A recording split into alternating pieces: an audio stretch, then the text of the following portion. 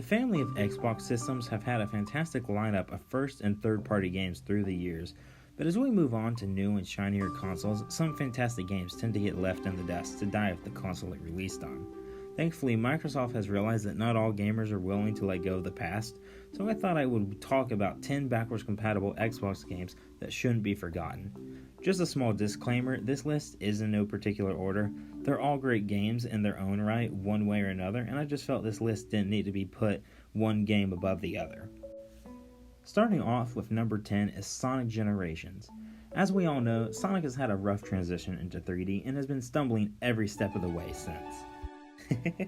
Okay, we all know that's a tired saying and most of us know it's not true. But Sonic Generations did go back to a more familiar classic playstyle, while also keeping that new at the time boost formula for the modern fans, and mixing the two quite nicely.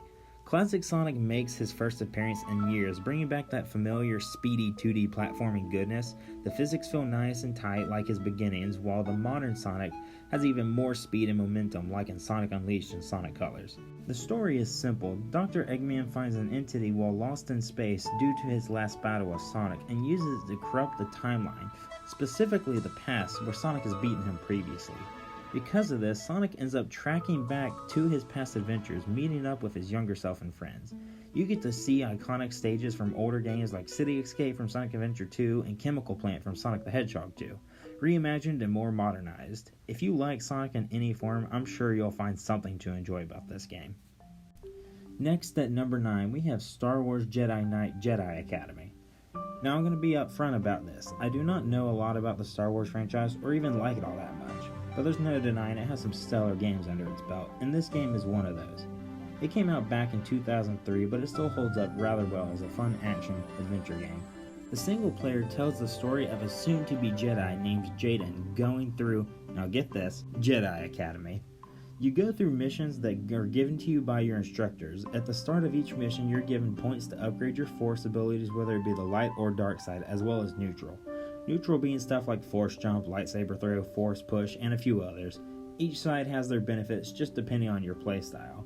There's more to the combat than just lightsabers and the Force though. You also have a full arsenal of really fun and effective blasters that puts you in a first-person perspective, which helps with accuracy and distance. While the single-player story is a lot of fun, where the real enjoyment comes from is the multiplayer. Unfortunately, it is no longer available to play online since it is an original Xbox game, but local play is just, if not more, fun. It's competitive with a selection of game modes to pick from, like free-for-all, team deathmatch, capture the flag, and more. There's a lot of characters to select from, but none of them matter, they're just skins. Instead, you set up your Force skills by picking some preset classes or customize it to your liking.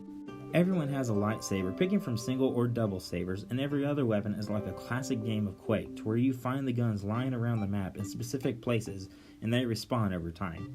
It is disappointing that the servers aren't available for Xbox, but this game is now on the Nintendo Switch eShop and has active online servers if you really want to experience that online component. Moving on to number 8 is the Orange Box. Now, you can't go wrong with Valve and their library of amazing games, and that's what makes the Orange Box so perfect. It's a collection of 5 fantastic games. That list consists of Half-Life 2, Half-Life 2 Episode 1 and Episode 2, then the first Portal, and then Team Fortress 2.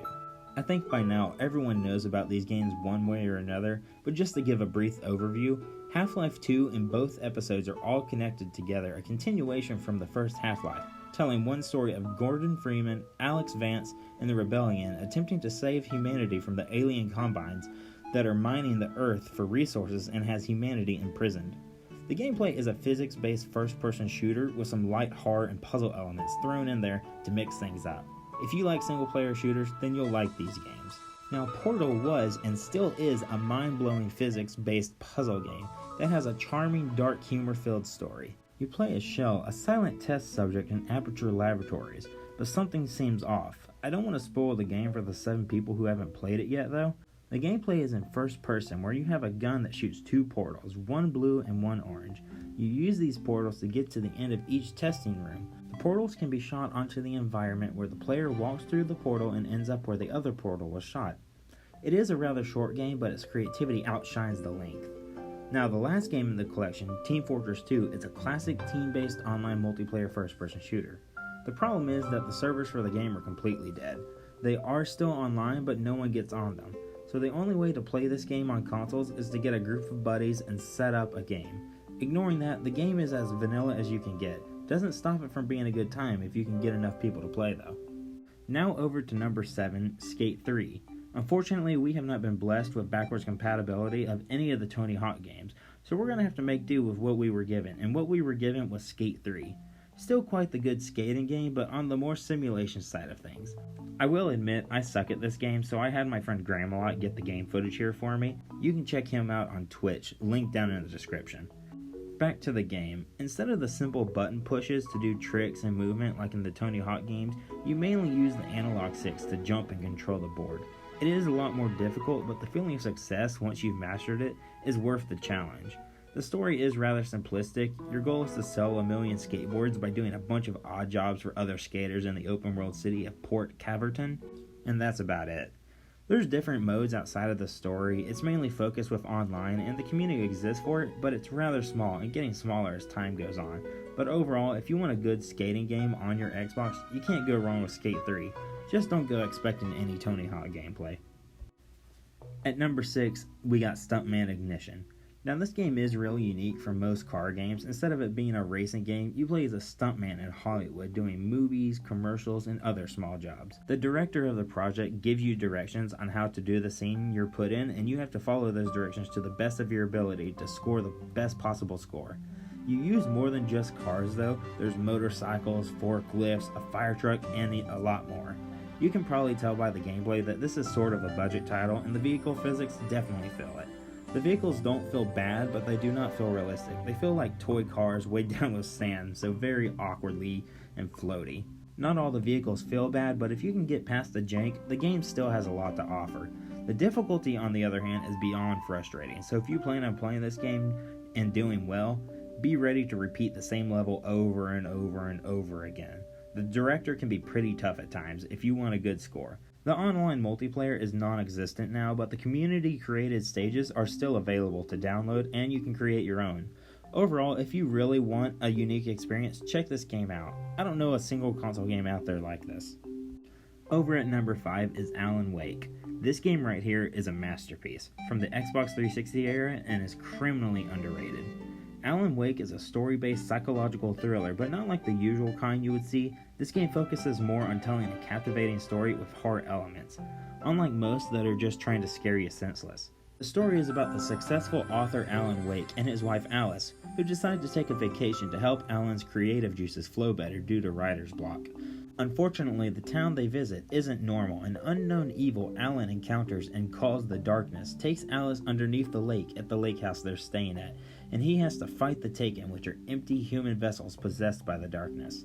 They aren't just normal enemies you can blast away at. They have this layer of darkness over them that acts as a shield that only light can penetrate. So Alan Wake arms himself with a flashlight and whatever guns he comes across while moving through the story. You have to be pretty conservative with your battery power because every time you focus your light, it drains at an alarming rate, but it keeps you on your toes. Since this game's mechanics rely on lighting, a majority of it is set at night, upping the fear levels to high. If you think you're brave enough to take on this game, you won't regret it. On to number 4, Battlefield Bad Company. A classic that still holds up to this day and controversially I think is better than its sequel. It definitely has aged a little wonky in the control area, but this game is still one, if not the best in the franchise from a single player standpoint. You play as a soldier in a fictional war, the first Russian-American war, but you're not just a random soldier, you're a random soldier named Preston Marlowe, who was put in the Bad Company squad. These are a group of soldiers who screwed up one way or another, and now the military put them all in one group and considers them expendable, usually sent on missions as cannon fodder. Your other squad mates, Sweetwater, Haggard, and Sarge, all bring life into this story with fun personalities that play well off each other and you really become attached to. The story takes an unexpected route from the usual war games, and I think that's what really makes it unique. The single player alone is worth buying this game. Now, the multiplayer is surprisingly still active, but it's nothing but veterans playing, so don't expect to be playing against any noobs if you plan to play online. You better put on your big kid pants and be prepared to die. A lot. The main multiplayer mode is Gold Rush, where there's attackers and defenders. The attackers are trying to destroy the defenders' gold supply, and as a certain amount of gold is destroyed, a new section of the map becomes available. The game isn't won till either time runs out or the attackers destroy all the gold. The rest is the same old game mode from every Battlefield game. There's Conquest, where your team has to take over certain positions of the map and hold it longer than the opposing team. Whoever takes over the entire map wins. There are 5 classes that define your soldier and playstyle. There's Assault, which is an all-around class, Demolition, which is good for close quarters and defeating vehicles, Recon, who is all long range with snipers, Specialist, equipped with C4 to destroy the environments or vehicles, and Support, there to help refill the team with health or ammo. The best part of this game is the story by a far stretch, but the multiplayer is there to stretch the game further to those who want it. Number 3 on the list is Comic Jumper: The Adventures of Captain Smiley.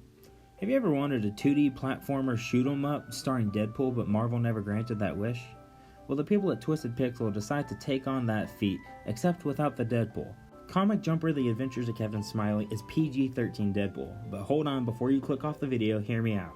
It's more than just a funny game with fourth wall breaking jokes and meta humor. It's a difficult shoot 'em up in the same vein as Contra or Mega Man X.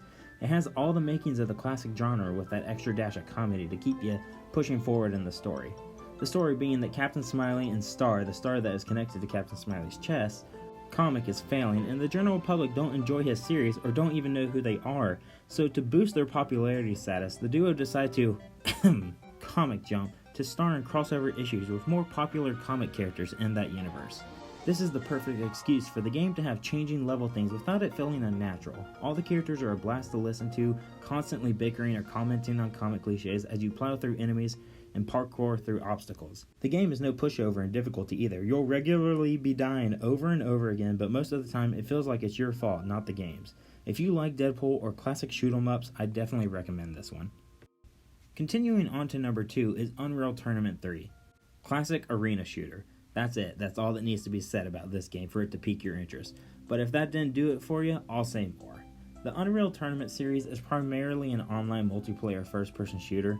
This entry is no different. Unfortunately, no one seems to be online nowadays, but this game still has plenty to offer in local multiplayer, with up to 8 game modes with friends and 4-player split screen with bots, or if you have no friends willing to play this game with you like me, you can play with just bots.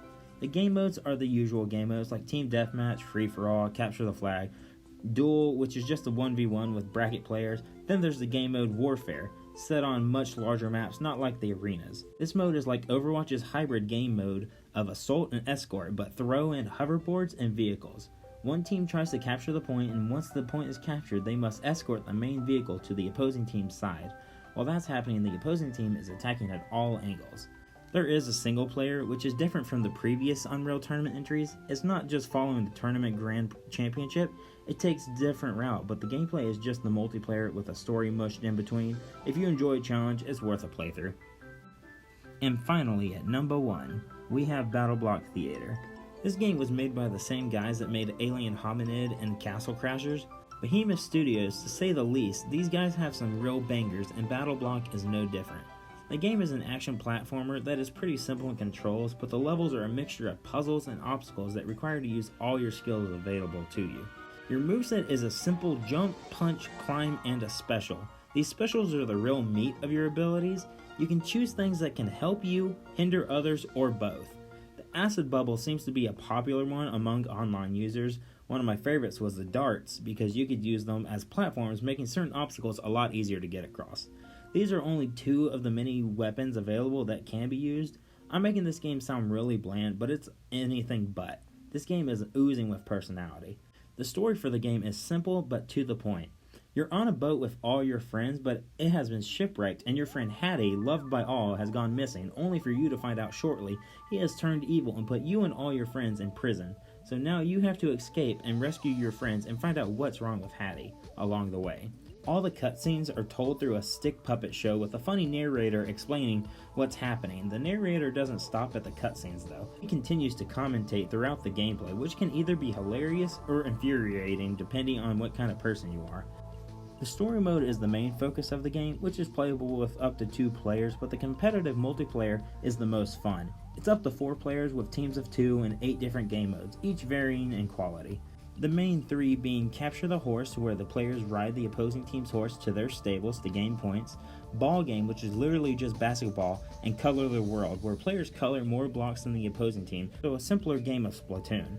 There are community-made maps that are playable also, but there's no telling how much longer the servers will be available, so if you want to play some of the more creative fan-made maps out there, get this game while they're still there.